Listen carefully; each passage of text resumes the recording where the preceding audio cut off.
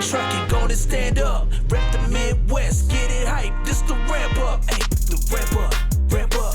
Never hit the brakes. Break it down day to day. Show the people what it takes. The ramp up, ramp up, the ramp up. We promised a very special guest, and we have one. It's Matt Silver, CEO and founder of Cargado. Cargado's everywhere, so we're excited to talk about it. We talked about it on the pod quite a bit already as a very happy partner of ours. But Matt, thanks for jumping on, man. Absolutely. Excited to talk with you guys today. Just for maybe anyone who's chatting who doesn't know your background, I think like a brief background of yours, very accomplished. I think that would be great.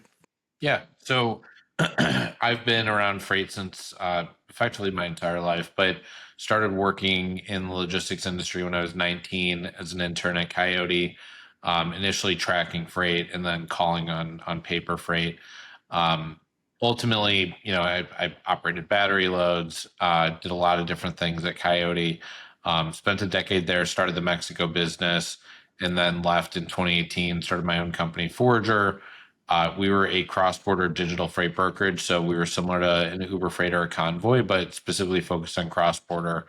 Had a lot of really big shippers, and we were able to get in with those shippers because we were specialized, and we had a niche offering. And I remember getting in with this large OEM that tried to get us started on, like a large automotive manufacturer, tried to get us started on freight, moving from Chicago to Michigan, and they said, we're going to start you on something easy. And I said, well, we don't do domestic freight. Our only focus is cross-border. And so they ended up giving us Mexico freight that we moved for quite a while, but did that for 3.5 years. We got acquired by Arrive in January of 2022.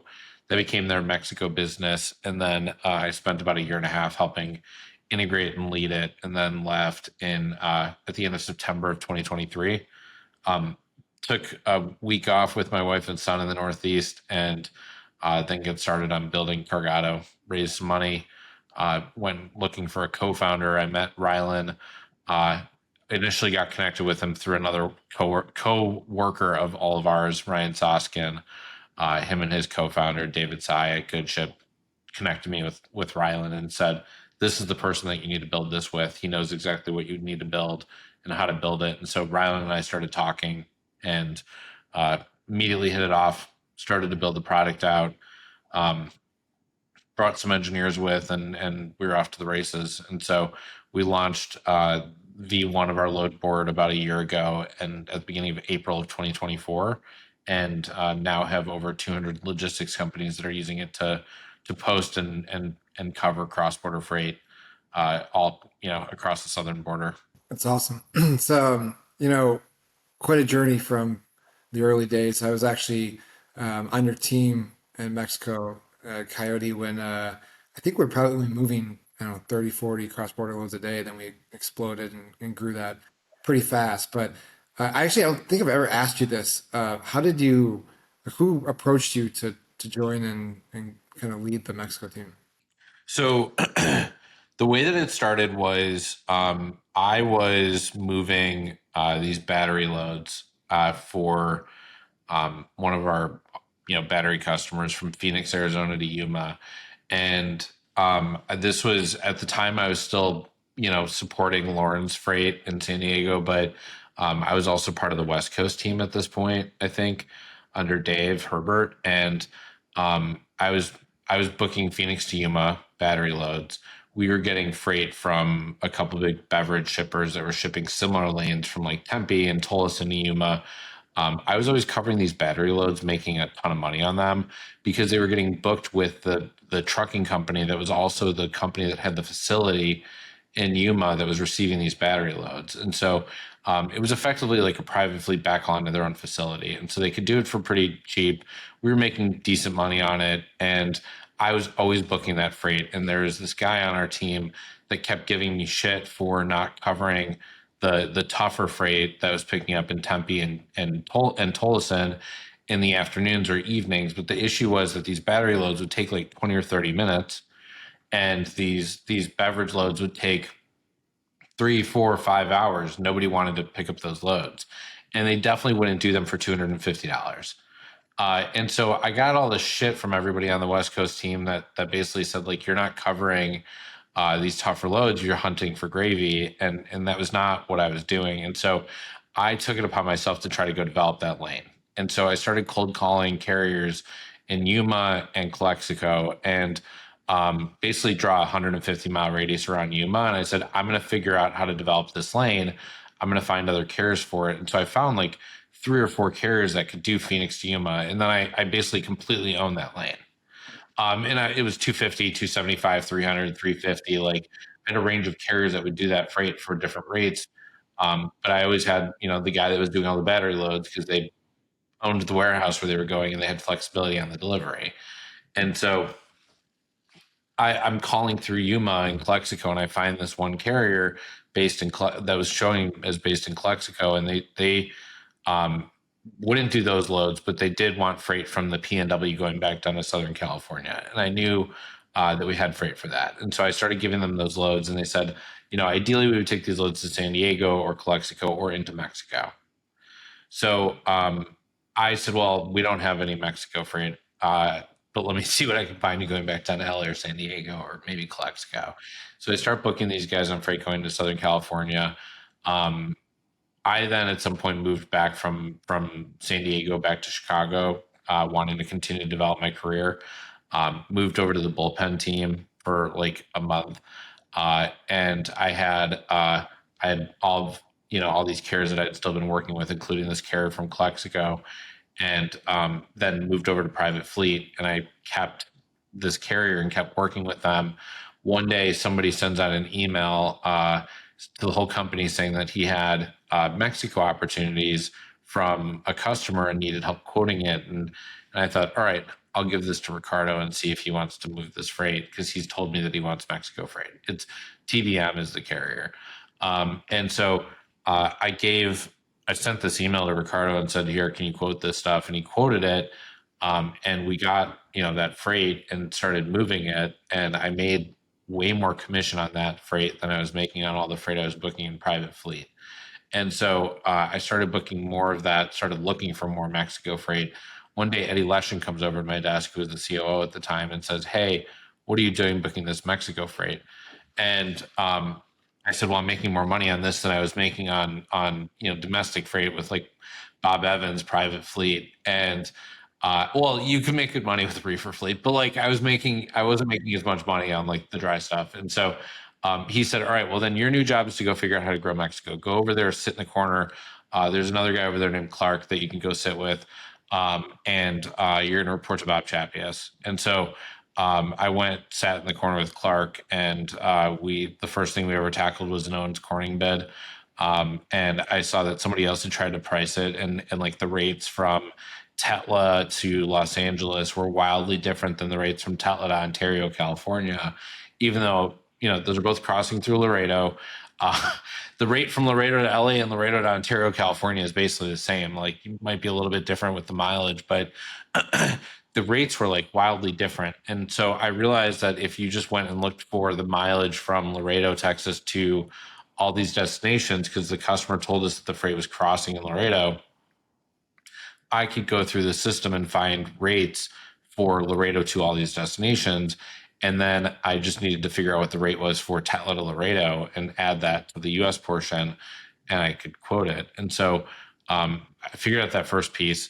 Bob was like, call Jenny at Stagecoach. So I called Jenny McLaughlin, who, her dad, I think, and uncle had started Stagecoach, or their grandfather did.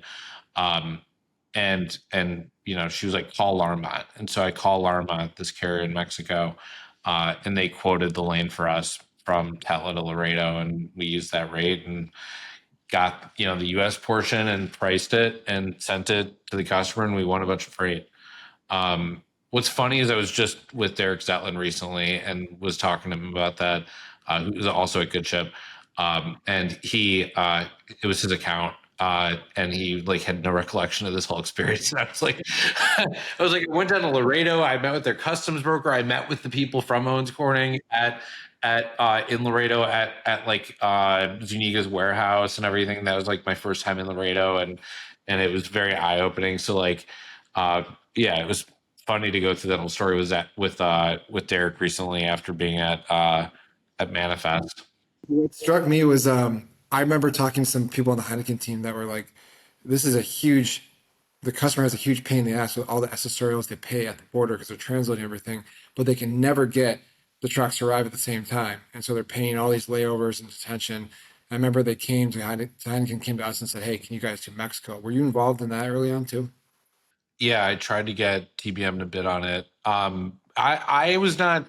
That was all stuff that was managed by like the managed transportation group for the most part. If it was coming out of Tecate, and since then I've actually been to the Heineken facility in Monterey, but which is a very cool facility. But um, the Heineken Mexico stuff, like out of Tecate, was managed, and it was more of a drop trailer program. And I remember trying to get TBM on that, but like we would never win anything. What struck me about all this is I was remember being in, it was probably my second or third week on your team, and you brought me to a meeting with either Ford or GM. I can't remember who it was, but we were in the conference room. We had the big screen up, and we're talking through. Your ability to understand the complexities of cross border and talk about it at a very high level, very elegantly, it was really impressive to me. So it stuck with me, and you kind of picked that up so quick. How did like when it came time for you to build Forager, how did all that translate over? I'm like, you got to now jump into the waters and build your own company, and you understand the complexities of cross border. But how did you piece that all together to say like, okay, this makes sense to build this platform because there's a huge need here? So I when I went to go start Forager, the first part of like the first conversation that happened around like starting a company was with a friend of mine, Jordan. He and I talked about actually starting a different kind of company, which is like Uber for boating or like Uber Eats for boating, and you could bring booze out to people's boats. And I was like, dude, this is not something that would work in Chicago, like for more than 2 months of the year for uh what is it, whatever it is that they call it, where they take everybody goes out on the lake. Playpen. Yeah, the playpen. Like this is going to be a seasonal business unless we move to Florida or something. And but I was like, but what if we start a freight business instead? And my thought process was always like I needed a partner or partners that could really actually do like the business side of things because business like 101 stuff was not really my strong suit in terms of like setting up the business entity and like dealing with lawyers and banking and finance and all that stuff, like not my strong suit. And so Jordan was much more much stronger on the finance side. He's a wizard with Excel. If it's not on his LinkedIn profile, it should be.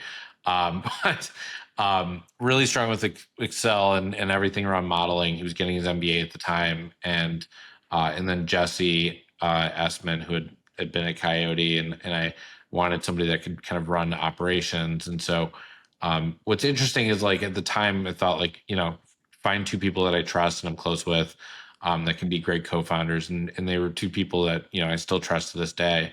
But like ultimately decided we wanted to build it as a tech company, but I didn't have a CTO for a while, and so that's you kind of need that to start a company the right way. And I think that was something that I learned from this time around with building Cargado is like, first and foremost, before anything else really matters, like you can outsource a lot of stuff, but you really do need like a technical co-founder, and you need somebody that can build software. And finding somebody like Rylan who has a really strong vision around building technology, that was a big change for me. Was like that we started the business off of that, with a focus on building from day one, and of course, like still close with Jordan and Jesse and Matt Weber, who is our CTO at Forager, built the website for Cargado. He's built the website for some different trucking companies in the industry. Like, and so we're still close with all those people that were involved in building Forager, but it's just a different team this time around, and people are in different spots of their lives. Our last few episodes, and we're trying to document like our thought process of starting a brokerage, and you did that. Again, you like Forager had a lot of success, but you've been open about some of the other mistakes, like not from a tech standpoint, from a brokerage. Is there anything you would have done differently, and things that maybe anyone who's venturing to the same adventure that we are might want to look out for? Yeah, I mean, like 101 of starting a freight brokerage is that you need Cargado. No, I'm kidding. You need no. You need you need customers. Does not mean you need to take them from somewhere else, but you need to find customers, and you need revenue, right? Like you need dollars coming in, and you cannot just throw a bunch of bodies at that. And we did that. We hired a bunch of people, and I was just like, get people in here, we'll train them. Hired people that used to be, like I looked at a blend of two different things that happened at Coyote, which was like early on at Coyote, there were people that got hired in that came from way outside of the industry. Obviously, there were some of the early hires that had been at backhaulers with my dad before, but like for the most part, or you'd have some people that were like waiters before, they were trainers, like worked in gyms and libraries and middle schools. Like you had people coming from all over the place. And so I thought like just hire whoever. Like we're not going to be able to recruit kids out of college. And I don't, didn't want to really deal with the whole non-solicit stuff that like ended up running into at some point. And so like tried to avoid hiring a bunch of freight people and thought like I'll just go throw a bunch of people at this. I'll lead them and teach them how to do this and just go do it. And like it turned out that like, we got some good salespeople that brought in some business, and there were some people that definitely didn't work out. And we let them stick for way too long. We hired them too fast and too early, did not fire fast enough, which was advice I got from Marianne at the beginning was hire smart, fire fast. I didn't listen to that advice.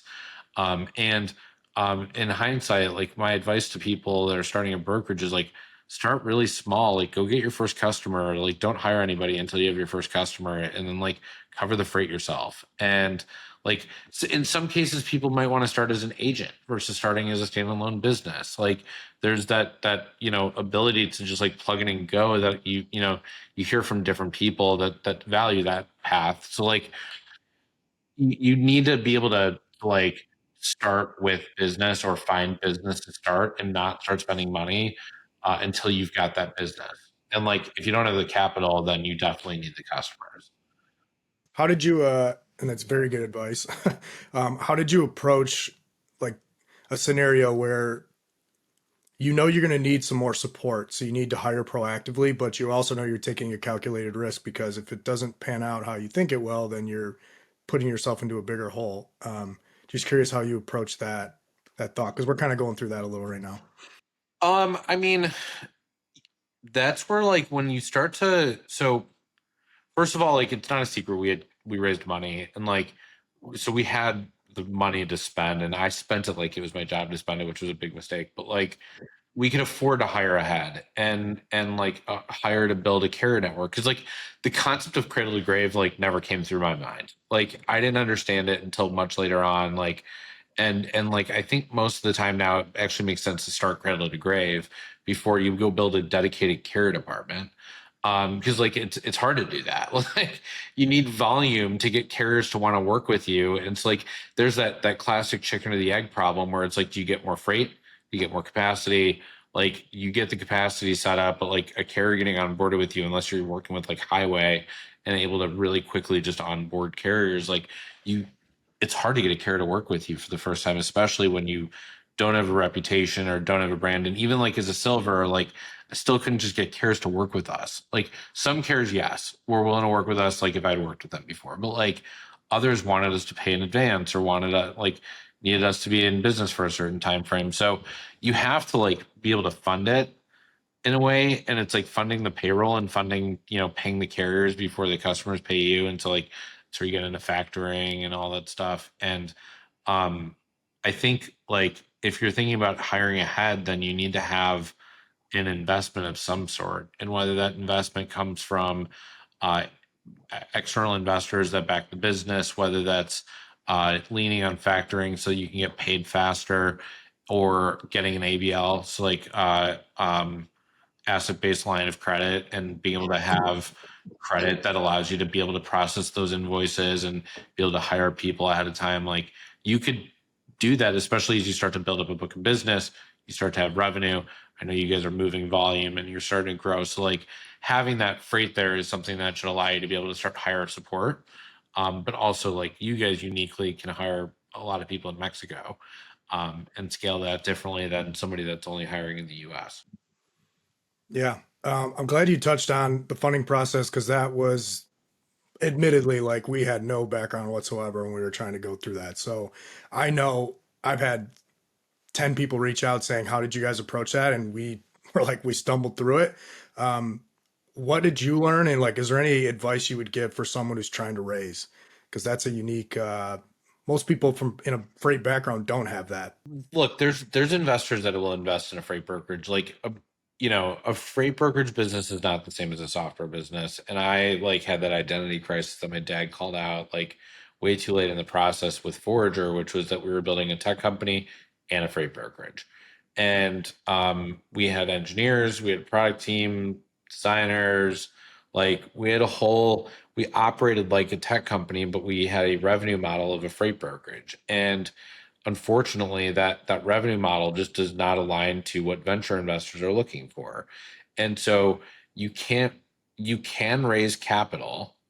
You can't necessarily raise venture capital to build a freight brokerage business, but there are people that like to back freight brokerages, especially if somebody's building something niche or unique. Like, I don't see why some bigger brokerage wouldn't come in and try to buy you guys to like go quickly expand into Mexico at some point, just like we saw that with Forager. And so, like, if somebody were to go out and build like an open deck business or something, and drayage is a little bit tougher right now because of trade with China, but like hazmat, something really unique, LTL, like that's where you start to see, you hear like the riches and the niches, but like there's an opportunity to go get investment because somebody will go, yeah, I'll put in $5 or $10 million. And if that can turn into $25 million in 5 years or something like that, then that's a good investment for somebody. And so you can find those investors. They're not the investors that I know. Like the investors that I have worked with or are working with and know, like they're investing in software businesses, but like there are people that are out there that invest in freight brokerage businesses, whether it's to go from 5 to 25 or 500 million. Oh, appreciate that. Well, now we're going to give you plenty of time to plug Cargado because we've talked about the platform quite a bit. We love it. It's super helpful, especially for what we're doing at Hoplite.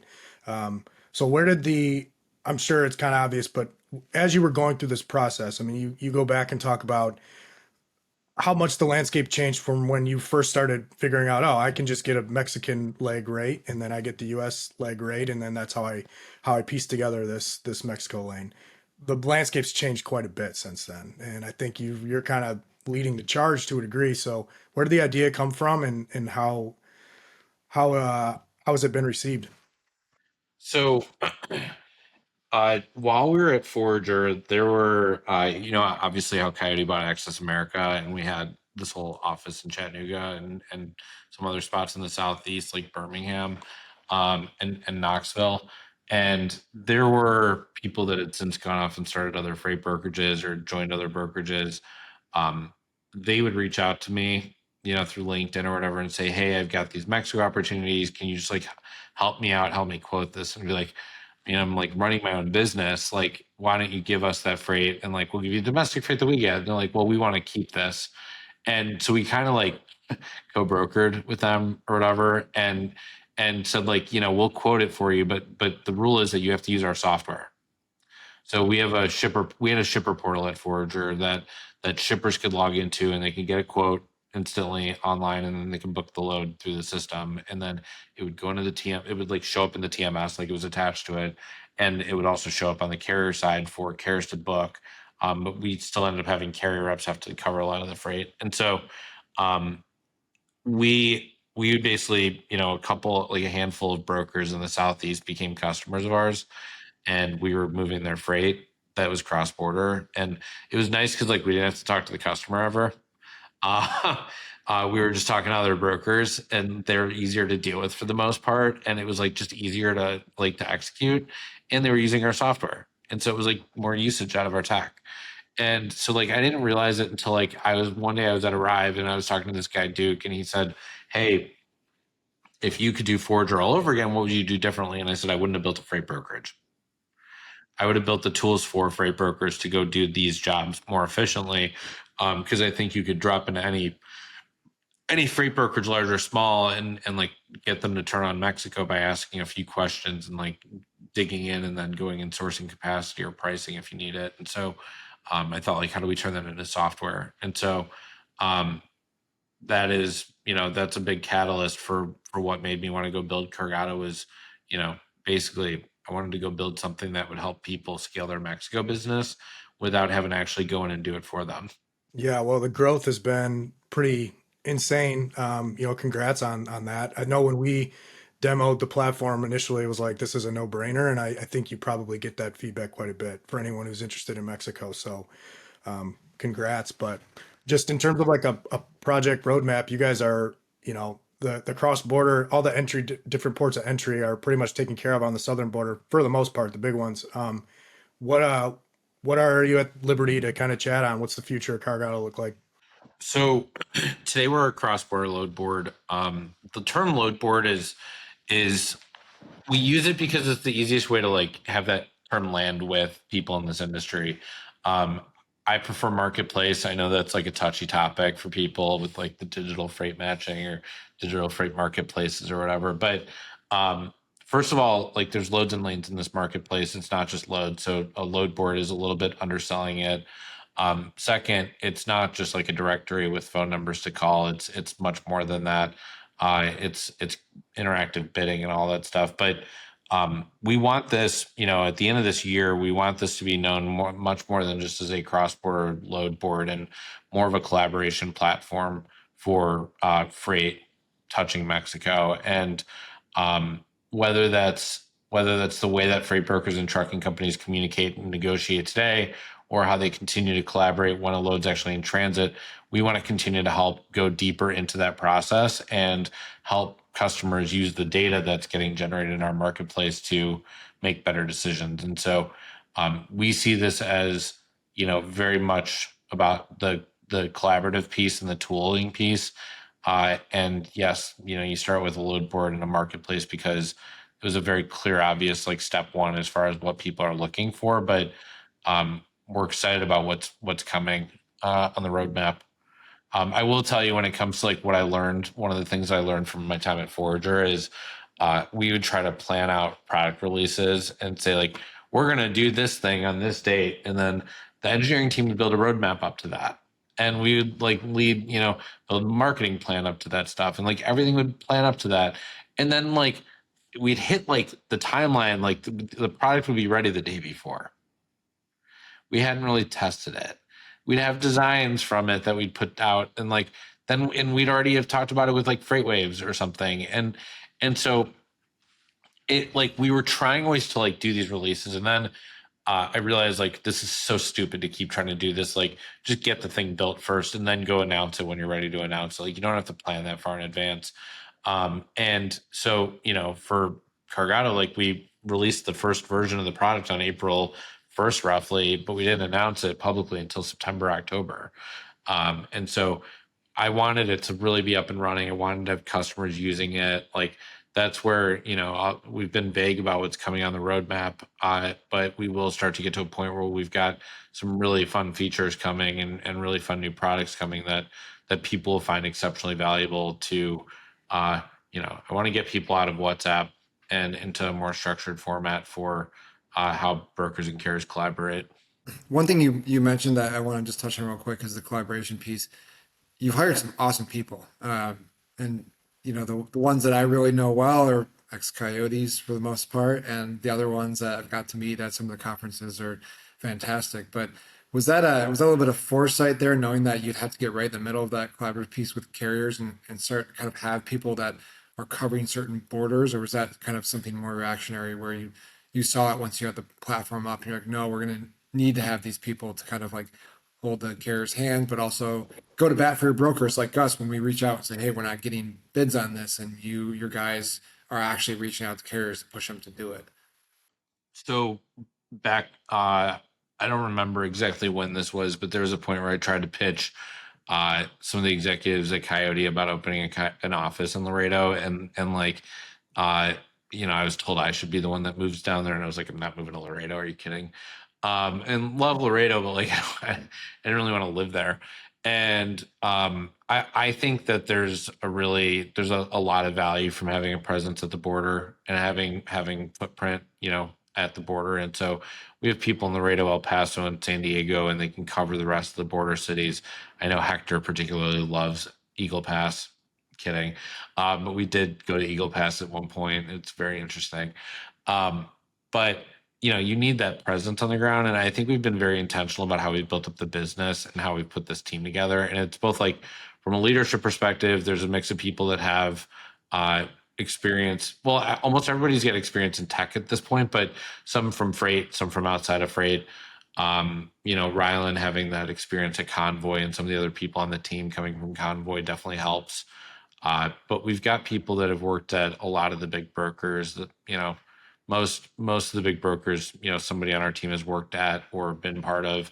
And now, we get to live vicariously through about 200 and something brokers right now, watching them operate their freight. And so between like our internal users and our external users, like we have a lot of people providing feedback on a very regular basis that have a lot of experience that like help shape the product and help us get to a path that we want to get to be able to say like, oh, all right, so this feature that we're going to roll out, like when we take customers through the product roadmap stuff like we've done with you guys, like that, there's a lot of agreement and head nodding because it's stuff that we've heard people talk about regularly enough where we go, okay, so they want to be able to get a hold of somebody faster, like and so it usually checks the box for everybody because we've heard a lot of people's feedback.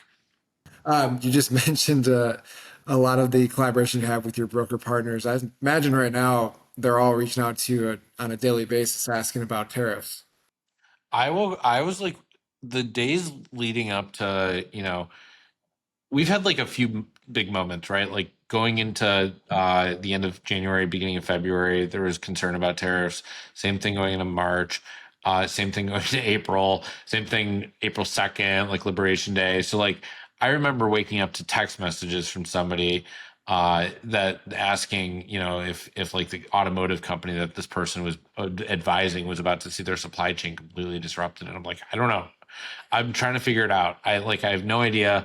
And like I'm in a group chat with somebody that works for a CVP that helps represent trade in Mexico, and they don't understand some of the communications that are happening. And so there's there's been this like mystery over the last 3 or 4 months and anxiety that I'm sure has been for both me and you guys and people on your team and our teams and all of our collective customers and the carriers and everybody's networks. Like everyone's been anxious about what's going to happen with this, and in the lack of clear communication. I'm sure some people are going to say that was a strategy, but like, man, that has caused a lot of unnecessary anxiety. And I think now we know Mexico and Canada were not affected by the tariffs. Like they were exempt. The USMCA still stands. I still wouldn't be surprised to see an update to it again. But remember, Trump negotiated the USMCA the first time around as an update to NAFTA, and so it would feel weird to like undo the thing that he did before that he celebrated. And so that's where I tried to pull people back to caution, and I continue to say like be patient. I don't just like read the first thing that you see on Twitter that says that something's about to happen. Like that might not actually be the case, and it might be something exaggerated or misunderstood. And so it's become really clear now that the focus is China, and potentially isolating China. And I think for you guys, that's great. For us, that's great. Like it means that there's going to be more manufacturing moving to Mexico, more nearshoring. If I'm a shipper and I'm thinking about like reshoring or nearshoring, and I'm thinking about where to move, there's great spots throughout Mexico where you can do that. But like I'm hustling to go get that figured out because like for those that missed the first three signs, like NAFTA becoming the USMCA was one thing that encouraged more nearshoring. The pandemic caused it, scare the shit out of everybody to say like maybe we shouldn't rely on China. And then on top of it, like the first iteration of the trade war. This is not a new thing. This is not a Trump thing. This is like both Democrats and Republicans are not fans of China, and so they're like it is consistent across the board.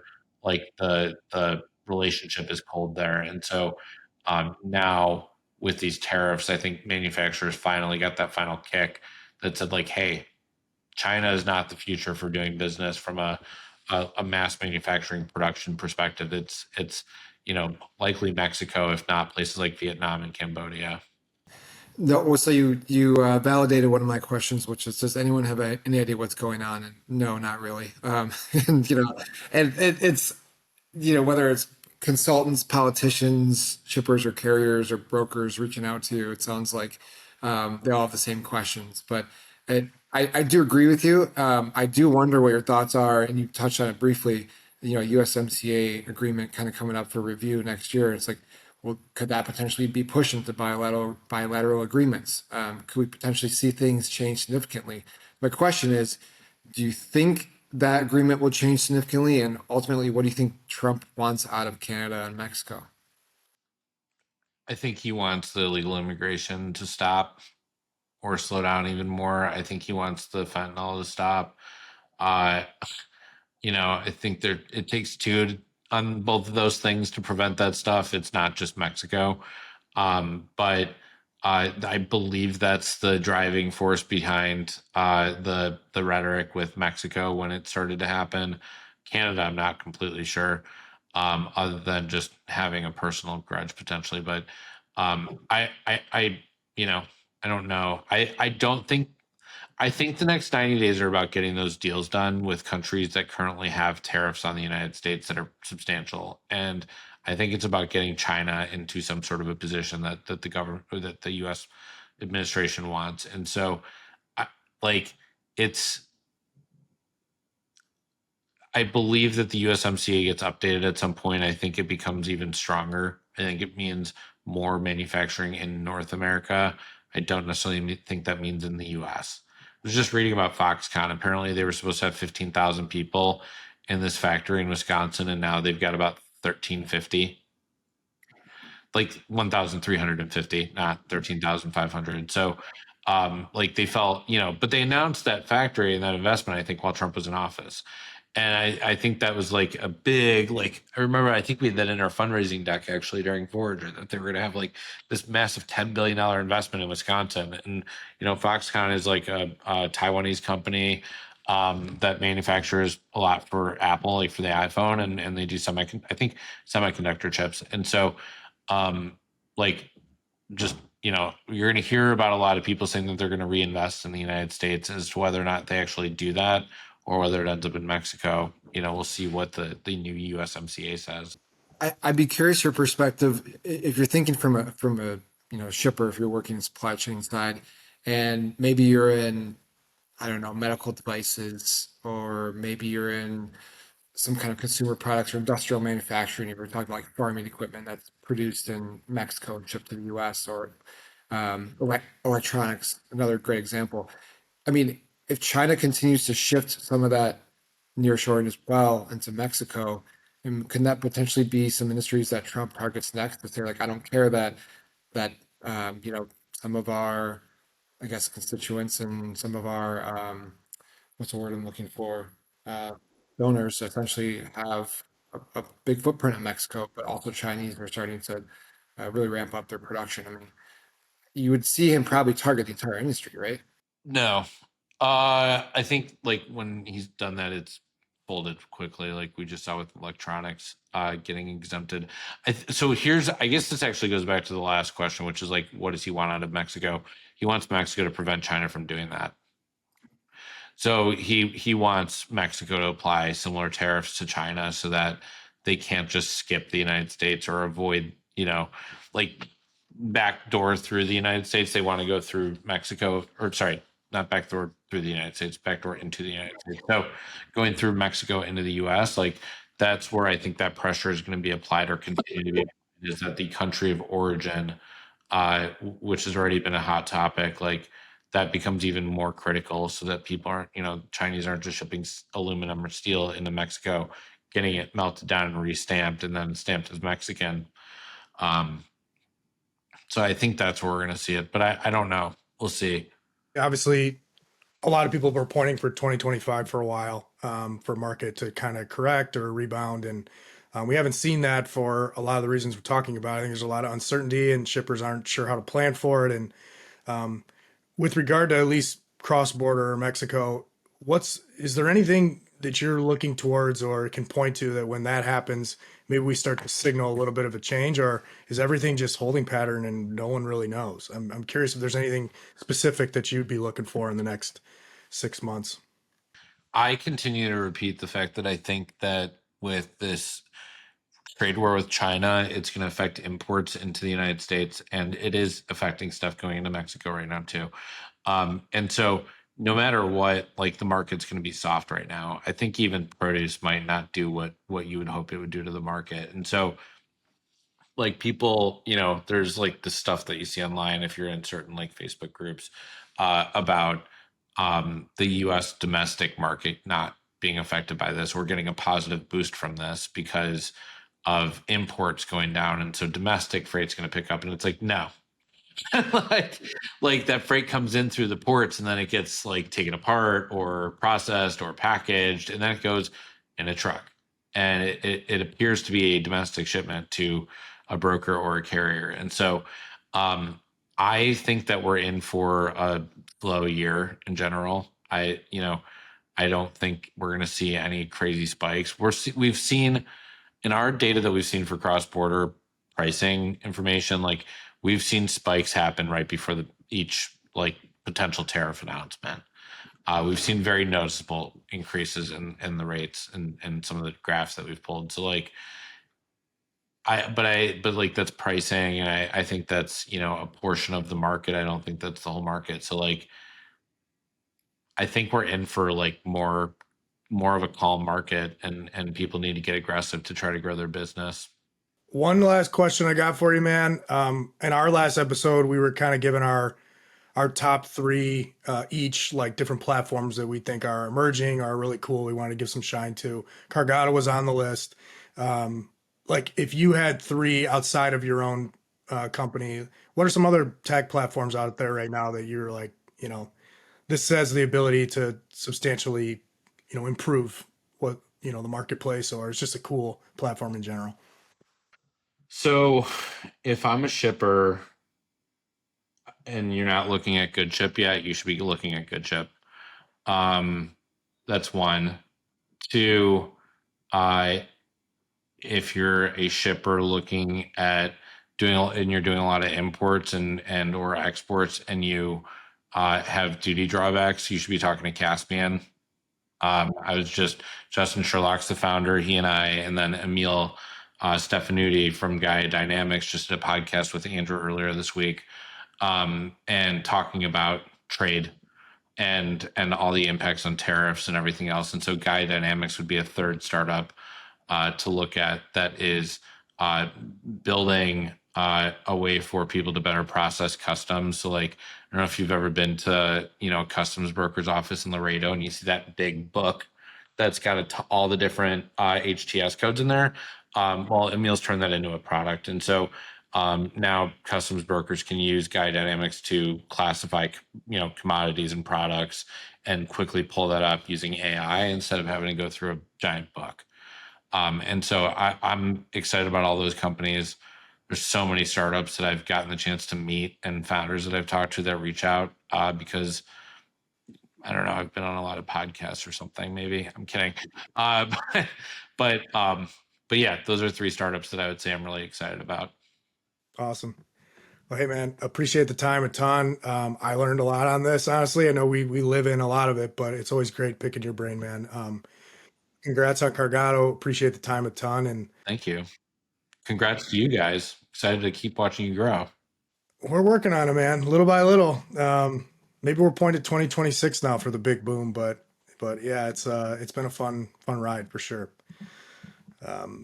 Appreciate it a ton. For everyone, that's episode 6 of the Ramp Up. Appreciate it, Matt. Thanks, dude. Hey, the ramp up, never hit the brakes.